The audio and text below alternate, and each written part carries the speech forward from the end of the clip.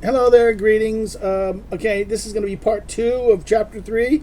We had someone kind of came in and interrupted, and it led to a situation where the film kind of like cut out. So my wife was kind of coming in here. I told her not to come coming out in here, but and then what happened was I went to try to record again, and it kind of booped. So please forgive that. We're going to have part 1 and part 2. I think also because this is actually longer than I thought, because this chapter is a very long chapter, and therefore it kind of maybe I'd have to break up these things a little bit, because I've been trying to make them as in 45 minutes long, not too long, not like my class, which is an hour and a half. Make it more like a typical American kind of class in that sense. We turn to chapter 3, but paragraph 11.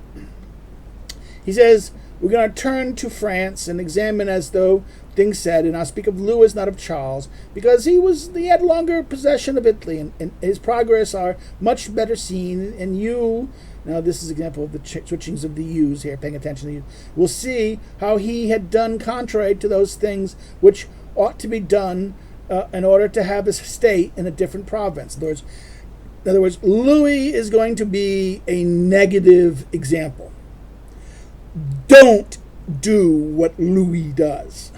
Okay. This leads us to chapter 12. He goes, this is on page 16 of de Alvarez translation. King Louis, who brought into Italy by the ambitions of the Venetians, who wanted to gain half of the state of Lombardy by his coming. I do not want to blame the part taken by the king for wanting to begin gaining a foothold in Italy and having no allies in that province. On the contrary, having all the doors closed against them because of the behavior of King Charles, he was forced to make an alliance as he could. And this well-made choice would have succeeded if he had not made the errors in the management of the other affairs. In other words, if he didn't screw things up, if he didn't do the other mistakes, this would not have hurt him.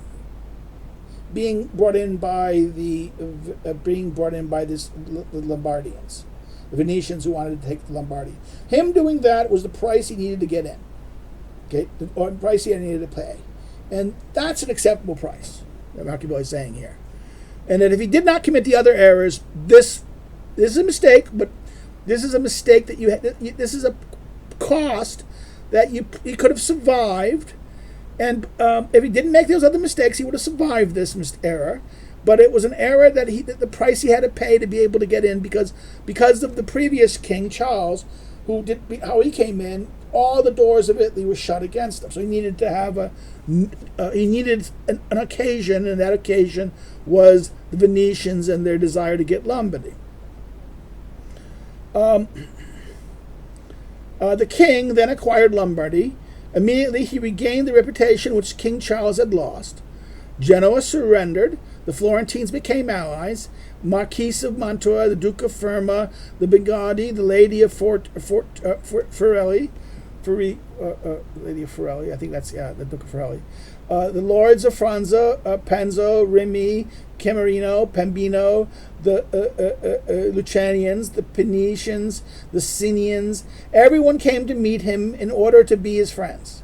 Okay, this is the famous line. This is the, 20, there's a line here, paragraph 20, he goes, they were respectively. In other words, de Alvarez gives the full names of who actually came to go see him. Okay, right? And now that the Venetians were able to consider the temerity of their part, which was in order to acquire some towns in Lombardy, they made the king the lord of a third of Italy. In other words, the first thing that happened is that the Venetians were saying, oh my God, just to get some towns in Lombardy, what happens? They made the king of France the lord of a third of Italy. Because all these other places came to show loyalty and be his friends. Now this leads us to the next paragraph on page 17. This is 13. And let one consider now with what little difficulty the king could have kept his reputation in Italy. if he had observed the rules written above, the previous rules about, either go live there or send colonies. In other words, don't, keep your armies there, don't do like this. And secured and defended all those who were his friends. In other words, written above, and secured and defended all who were his friends. So therefore, keep the rules about sending colonies and going there colonies and not standing armies. That's one.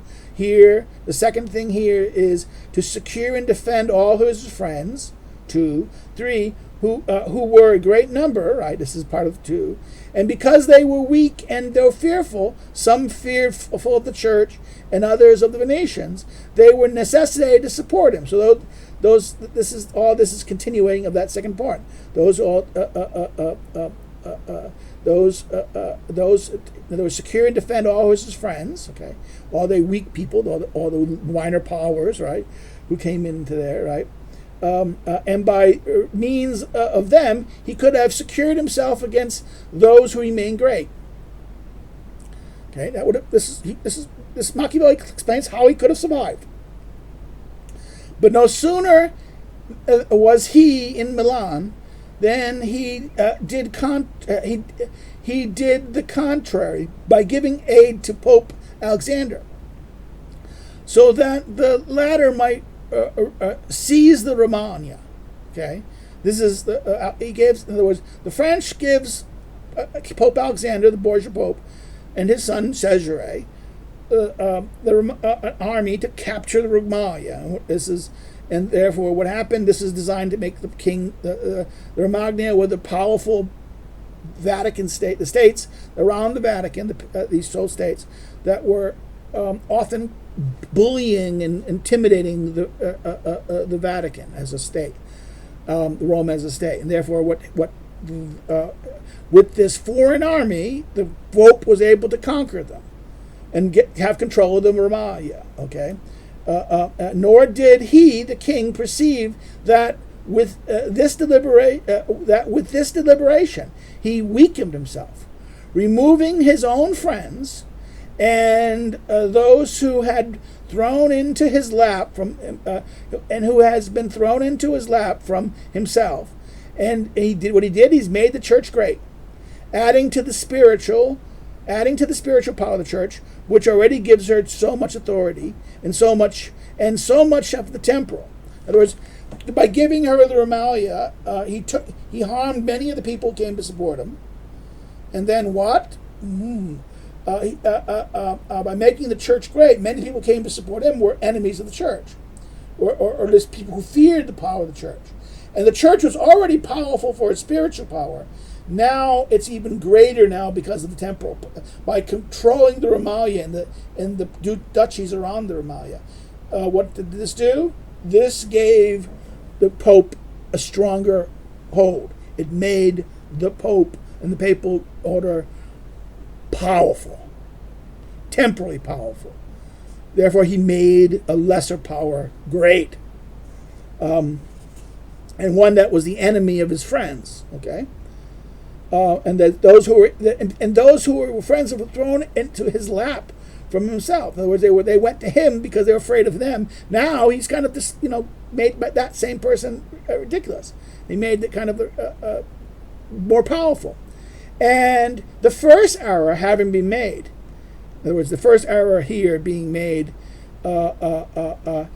he was constrained to continue, so that in order to put an end to the ambition of Alexander and to come to prevent his becoming the Lord of Tuscany, he was constrained to come to Italy. In other words, he had to come to Italy. The King of France had to come into Italy to prevent the Pope, from getting control and getting more power, and by getting all of the power, as he mentioned here, in Tuscany, and becoming his Lord of Tuscany, he was constrained to come to Italy. It was not sufficient for him that he made the church great and removed friends from himself, but by wanting the kingdom of Naples, he divided it with the king of Spain. In other words, he wanted Naples so bad that he made a deal with Spain that he share it. Okay, and therefore, and where before he was the arbiter of Italy, he let in a partner so that the ambitious of that province and those ill-affected towards him would have recourse to another. In other words, remember, don't bring a powerful foreigner in, because the weaker powers would turn to them now, which they did. Okay, and recourse against him. Okay, and instead of continuing, allow the king of Naples to be his tributary, he removed him, in order to put someone there who could chase him out. Who could chase him out. So therefore, he made it. In other words, instead of continuing and allowing the king of Naples to be tributary, he removes him in order to put someone there who could actually chase him out. As to the king of Spain. The king of Spain, instead of being his tributary, is now equally powerful as him, and will chase him out. Okay, this is one of a great maximum. This is 14. This is paragraph 14 at the end of 17. This is one of the great lines in Machiavelli prints. It is a thing very truly, very natural and ordinary. It is a thing truly very natural and ordinary to desire to acquire. Desire to acquire is something ordinary, very truly ordinary and natural. And when men do so, and when men who are able to do it, they are always praised or not blamed. In other words, it is completely natural to want things. And if you want things and you're able to get them, men are generally praised or not blamed, he says here. But when they are not able and yet want to do so in every mode, here is the error and here is the blame. Now, in other words, this is another point. He says the error and the blame comes in. It's not wrong for wanting to gain something, but it's wrong to want something, but you're not able to get it, but try anyways. In other words, and you do so. In other words, you're not able to get it. You're not able to get what you want, and you keep on trying, and you keep on doing worse. This is that famous line from what Einstein said. Einstein said, "What is insanity? Insanity is doing the same thing and failing over and over again, expecting the next time you do it, it's going to turn out different." In other words, doing the same thing over and over again, expecting the next thing to do it, it's going to be different. This is insanity. This is something wrong. If you know it's going to turn out that way, and you're going to keep on doing it and doing it again and again and again and again, thinking the occasion is going to be different, there's something wrong up there. It's nothing. People are not blamed for wanting things and getting them. What they're blamed for is for wanting things they can't get, and they nevertheless keep on trying to grab it and get it. And he goes, and therefore this is the error and this is the blame. That going for something that you couldn't get and keep on doing so. And therefore, if France then was so able with his forces to attack Naples, he should have done so. If he was not able to do so, he ought not to have divided it. In other words, if he could attack Naples, he should have attacked it. If he didn't do it, he shouldn't have divided it with the Spanish. Okay.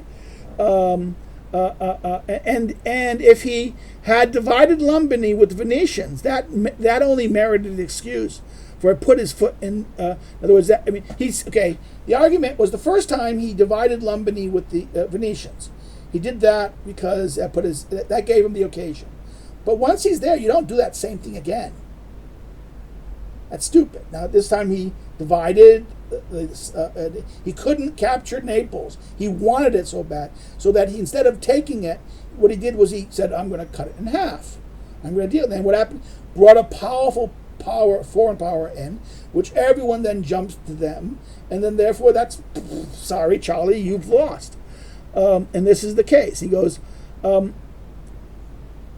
and a friend should have done it. He should not have divided it. And if he had divided Lombardy with that, this was excused because he put a foot in Italy, and having done so. So the other division merits blame by its not being excused by this necessity. Now, if you're doing something because you need to do it, you must do it. An error can be excused. But there's no excuse. the second time, there's no excuse that you're outsider. You're not in Italy. You didn't need this. The only reason why he brings in the Spanish is he couldn't capture Naples by himself. So if he couldn't capture Naples by himself, it's perhaps better to leave Naples alone. By conquering it and bringing in the Spanish, what happens is anyone who now fears him or his former friends, the weaker powers that were at first that came to him, now will run to Spain. And he will be friendless. Okay, ready?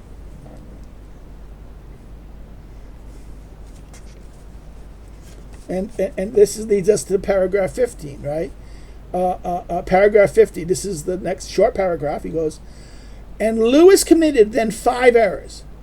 He extinguishes the weaker power, 1. 2, he increased the power of someone already powerful in Italy, the church, right? He increased the, in other words, he extinguished the weakest powers when he attacked. He let the Spanish, not Spanish. He let the Pope grab Romalia, and that's 1. 2, he increased the party of someone who was already powerful in Italy. The Pope was already powerful and spiritually. Now he's more powerful temporally. He brought in an extreme powerful foreigner. He brought in Spain. And he did not go to live there. He stayed in France. And he did not plant colonies. Now this is, in other words, he did not do either the 2 things he ought to have done. He sent troops. In other words, the beginning of the first couple paragraphs, he talked about the choices, either the 2 things. You can do things. You can go there, send armies, or send colonies. Of the first, the best idea is go there. Next best is send colonies. Worst idea to do, send armies, because they're gonna do so much damage, and they're gonna cost you. In other words, they're gonna make enemies of they're gonna make enemies of people who either were your friends or at least not, and your enemies. And then 2, they're going to cost you so much that by the end of the time, the benefit of the enterprise has been lost. Okay, so he committed these 5 errors, right? So and it's very interesting. Then what happens? He goes, and then he explicates in the last paragraph, the next 2 in paragraph 16. He says on page 18, and these errors might have not hurt him or while he was still living, and if he had not committed the 6th, in other words, another error he has not said that of taking the state away from the Venetians. For if he had not made the church great, or put Spain into Italy, and it would have been very reasonable to bring the Venetians down. But having made those other choices he made first, he ought never have constituted their ruin. For being powerful, they would have always have kept the others off from venturing into Lombardy, because the Venetians would not have given their consent to anyone else entering Lombardy except themselves, nor would the others have wanted to take from France in order to give it back to the Venetians. And they would not have the courage to go against the 2, the French and Venice together. In other words, everyone, the church, the Romans, the Spanish, the Romans, and the other states around there would not have had the courage to go against France, who controlling Milan, who possesses Lombardy, and now with Venice. Okay, so the king taking out Venice was the 6th blunder. It is the 6th and the deadliest blunder, because he could have survived the other ones.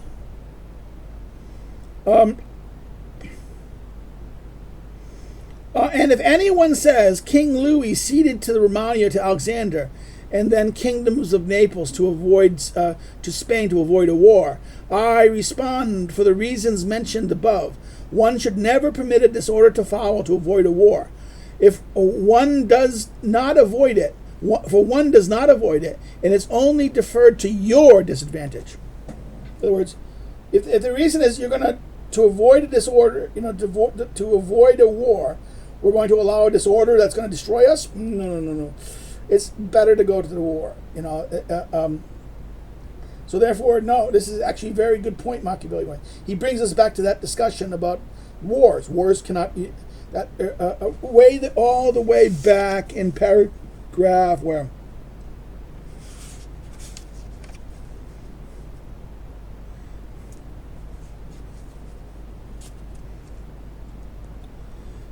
Paragraph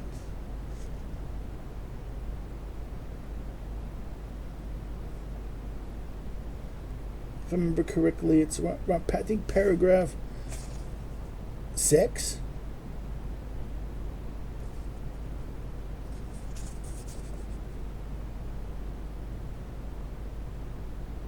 No, not 6, sorry.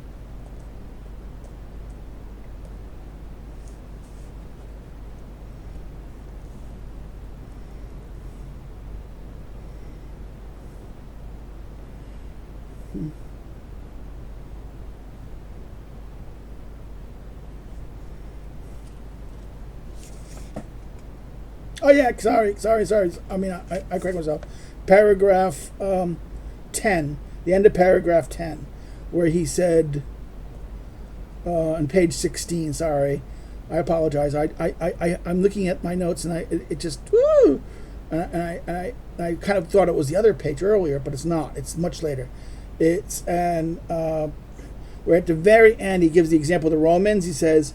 They did not wait for the ordinary times. They waited to everything they could do. So where is it?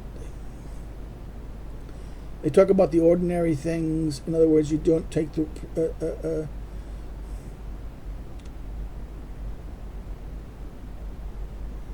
I'm sorry. I'm really lost now. I thought I remembered we talked about it. And that's what happens when the. Oh yeah, this is where it is.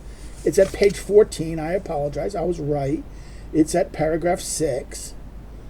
Well, it's at paragraph 6, no, paragraph 7. That foreign is a he, in other words, weakened by the power.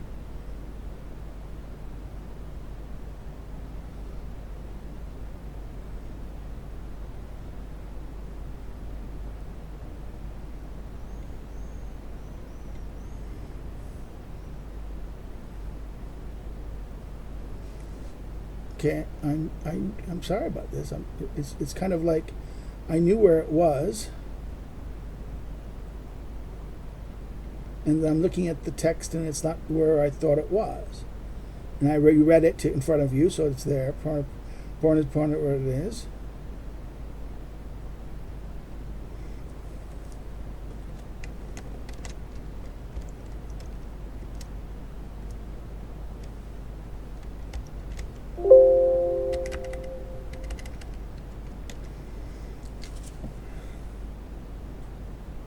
Oh yeah, the Romans knew. This is on page 15, which is paragraph 8. I apologize. Paragraph 8, where it goes on. He goes, "The avoid a war because they knew war is not to be avoided, only to defer to the advantage of the other." Right, and he continues that whole paragraph. So back to where we were.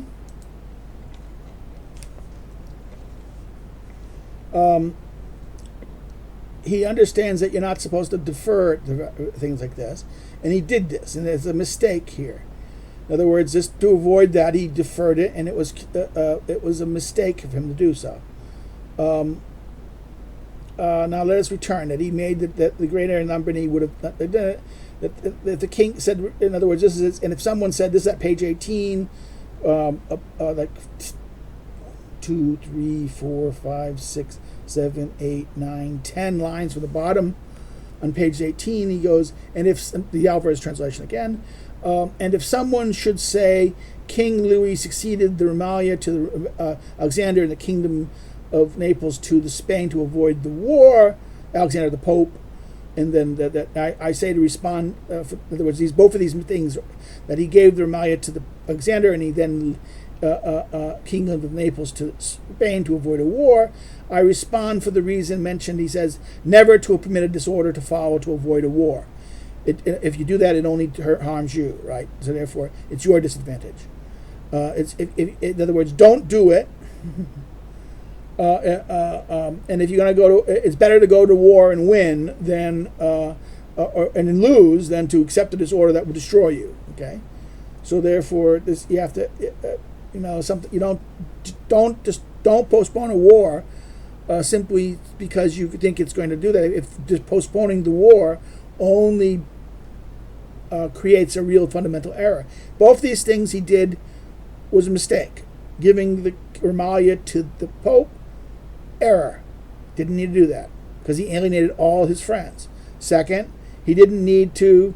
He should not have gone for. He should not have gone for Naples. He wanted Naples too much. Should not have gone for it. This is the blame. You don't. If you can't get the thing you want on your own and you're able to get it, and that you want it so bad, you want to do things, and then you take it in a way that you have to work with bring in the foreigner like he did. This is a mistake. Okay, this is why it's better not. Both these things brought disorders and that purged him. Which not purged him, but created a situation where he couldn't maintain that Louis could not keep control over his positions and possessions in France. He's king of France. Possessions in Italy, in that sense. Now he goes, and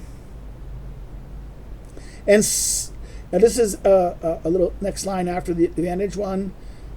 This is like 6 line above the bottom. Again, this is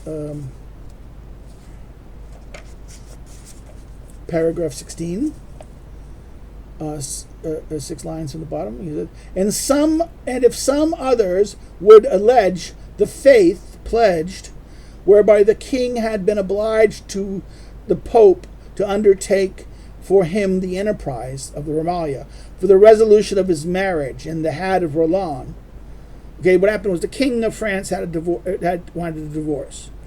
He wanted a new wife. His current wife didn't give him children. He wanted children. He wanted ancestors. This is the Henry VIII problem. This time he bought a pope. In other words, the popes did it, and now the pope said, "Oh, by the way, can you give me Romalia, and also make a cardinal, my archbishop here, Roland, and a cardinal." Okay, so what happens here is that, in other words, I promised him to do this. Well. And therefore people say, well, he promised the Pope this. And he goes, okay, I respond, what shall be said below by me about the faith of princes and how one ought to observe it. Now this is a very important reference to what he will say later in chapter 18 about the faith of princes. About maybe the prince should not keep his word at this kind of time. This is, when you go read the faith of princes, it's quite that. Well, clearly, a prince should know what such a promise is stupid. If it's going to harm you, don't keep your promise. It's stupid. In other words, being faithful in this case is a stupid idea. It made the Pope more powerful than he was. He was already powerful, made more power. He made all the people who were afraid of him now no longer his Francis and friends. And then, therefore, this is a mistake. Again, both of these cases are a mistake. And he says about the relation of, again, this is why you should be, if you're going to bring in the question of, well, he was obliged, the Pope promised him, he should give it to him. No. He will talk about the faith of princes later in chapter 18. We'll get to it later when we turn to it. But here is a good example of what not to do. And our last paragraph here, this is paragraph 17. King Louis then lost Lombardy because he did not observe any of the rules observed by others who have taken provinces and wanted to keep them. Nor is any of this a miracle, but is very ordinary and reasonable. In other words, what happened to Lewis is not a miracle. It's ordinary, very ordinary and reasonable. In other words, if you followed the rules, he would have been able to keep it. He didn't follow the rules. He didn't do the good examples of the Romans. He ignored the examples of the Romans. He ignored the examples of the Turk. What he did is he got a province, and then he didn't master it correctly. And then what happened is, and then he said, now it says that the rules ordinary have been, in other words, there's no miracle here, nor is this a miracle, but is very ordinary and reasonable. Second sentence. Third sentence. And on this matter I spoke with Roland at Nantes. I talked to the Roland, who was the principal advisor for King Louis. When Valentino, that's how Cesare Borgia's son of Pope Alexander was popularly called, seized the Romagna. For the Cardinal of Roland saying to me that the Italians did not understand the things of war, I answered him that the French did not understand the things of the state, because if they understood them, they would not have let the church come into such greatness. In other words, this is that great line. In 28, the conversation eventually occurred between the first diplomatic mission of Machiavelli to France from July to November 1500. So Machiavelli talked to the principal actor. He was a diplomat during this event.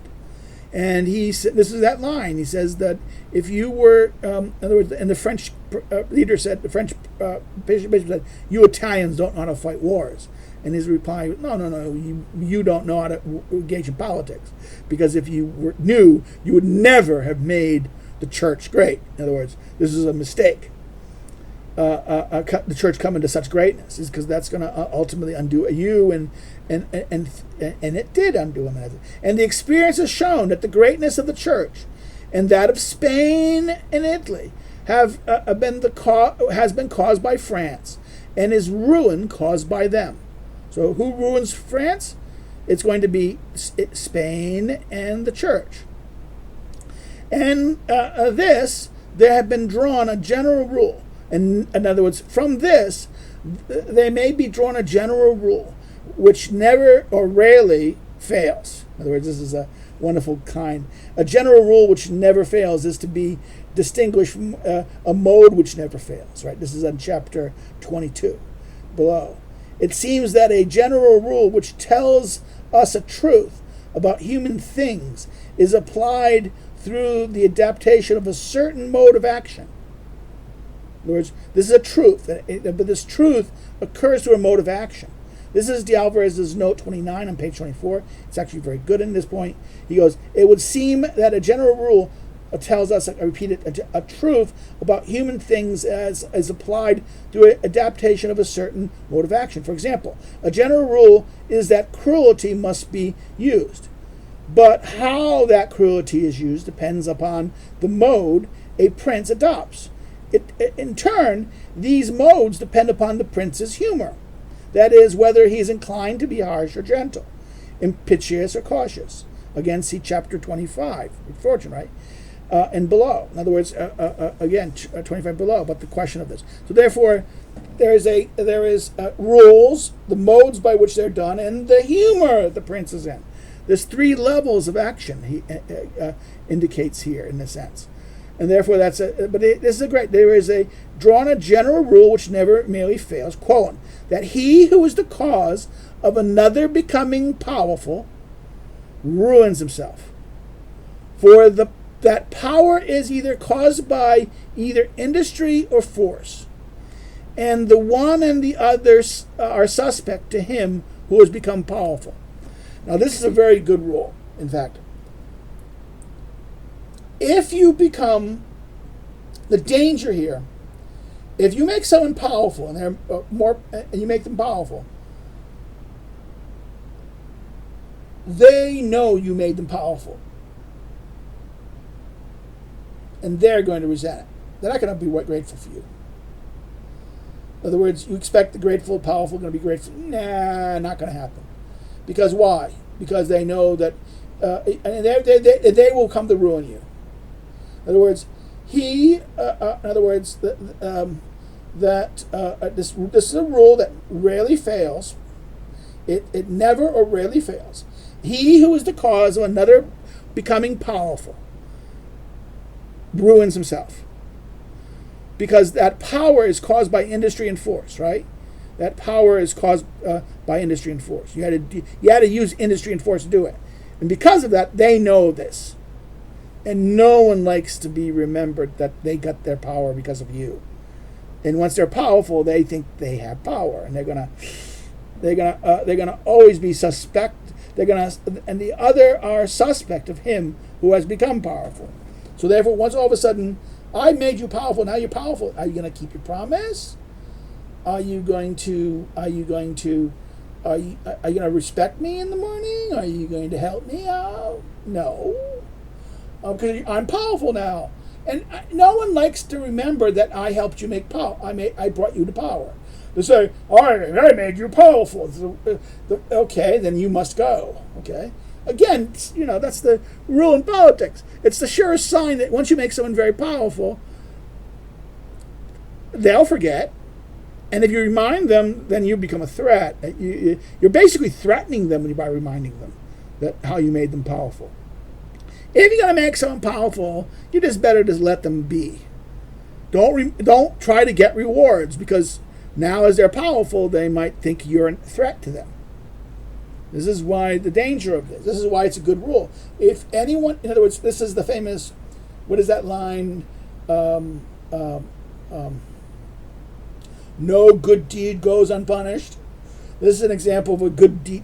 You put someone, you made them powerful. You made them important. You put them in the thing.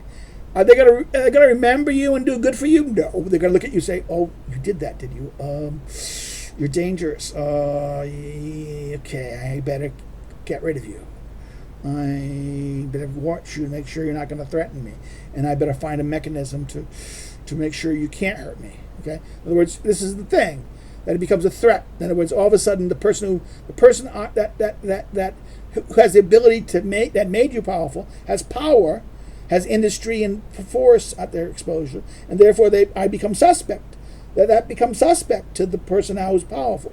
The powerful suspects those who have power. And that's what Machiavelli says here in this line.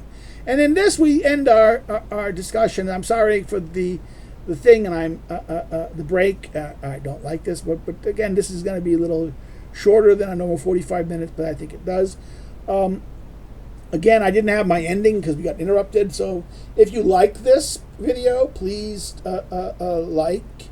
If you have any comments, I will reply to comments if you have comments about the prints in this section. Again, I would recommend finding the de Alvarez translation is available. I put a link below to the Machiavellian Press. I could be better and put Amazon, but I said I thought I'd show the press.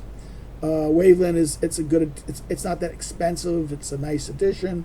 It says I wish de Alvarez would he's still alive, and I wish somebody would say hello. I try to reach him. He doesn't answer the. I don't have his phone number anymore, and he doesn't always answer his email. He's a very old man. I think his daughter takes care of him now. The daughter and her family takes care of him. He's retired from teaching. He's in his 80s. He's in his late 70s, early 80s. His wife of a long time, died, and I think he's being cared by his daughter. He has a translation of the Discourses that should be in print. I have a copy of it. I've always hoped that he would publish it. It is an outstanding situation. Again, if anyone knows Michael Anton, hey, Michael Anton,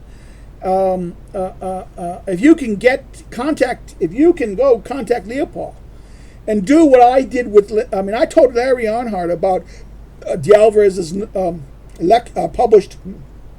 unpublished manuscript on the Prince, which became the Machiavellian Enterprise, which is published by Northern Illinois University Press. I make reference to it in the first video, an introduction to this, and the list of the books about this. I mentioned to Larry Arnhart, my doctoral dissertation advisor, de Alvarez had a manuscript. And what he did was he went to go visit him, and then he talked to his wife, and his wife, de Alvarez's wife, gave Arnhart the manuscript, and Arnhart brought it to Northern Illinois. That's why de Alvarez's book got published by, and once the publisher saw it, they offered him a contract, and it took him like 4 years to finally. He dragged his feet the whole damn time. So, Mike, anyone who knows Mike Anton, hey, Mike Anton, contact de Alvarez.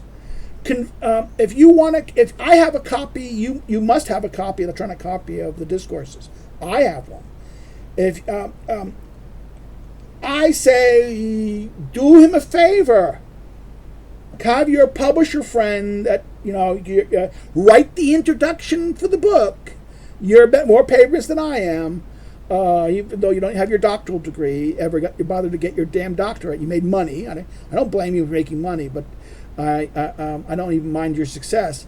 But please do something. If you can do this for Leo Paul, I know you appreciate him as much as I do. If you can get his Discourses in print, it's not perfect, but it's okay. Yes, we have Mansfields and Tarkovs. They're good. But I think de Alvarez's translation should be in print, as is this person. And I wish someone would do a second edition of this. This is the second edition, but there should be a kind of a second edition. Because the first edition was published by the University of Dallas. You can't get it. I think I have a copy of somebody's. Again, this was kind of... Waveland was publishing Arnhart's book, Political Questions, took it over. And I think this was kind of... We convinced... I think... de Alvarez and Anastopoulos convinced Waveland to publish this because they were publishing also the Mandragula by Mira Fahrenhoff, who's a St. John's professor, and it's a very good translation of Mandragula. And Daniel Gallagher, who was at Northern Illinois at the time, probably again published his Clitzia translation at this place. Again, I think this is Arnhart's and de Alvarez because Waveland is an Illinois press.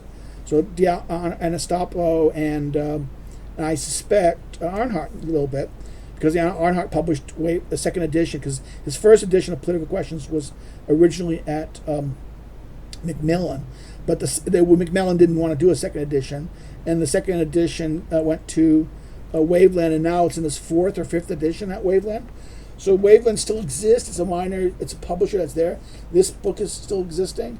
I would recommend that someone actually convinces. I don't think Waveland will do it though, because Waveland's not rich enough. But if Michael Anton wrote the introduction, that would be a seller, right? And that would be a great gift, Michael, to de Alvarez here. And I say this now because the prince here is we end here the discussion of mixed principates. And I think this is where this book is going to be going. Next time I offer a thing, we'll do chapter 4, and I hope it will focus on the question of Alexander and what happened with Alexander. This is a rather, again, this is a little shorter than the other one, but longer than the first two, and then we'll go on from this point. So, again, I hope everyone is okay. I mean, if everything's all right. If you like this, please like it. Share it with a friend. Say some comments. I said this already. I know that. Good day. It's about dinner time, and my wife's already angry, so I better go. Take care.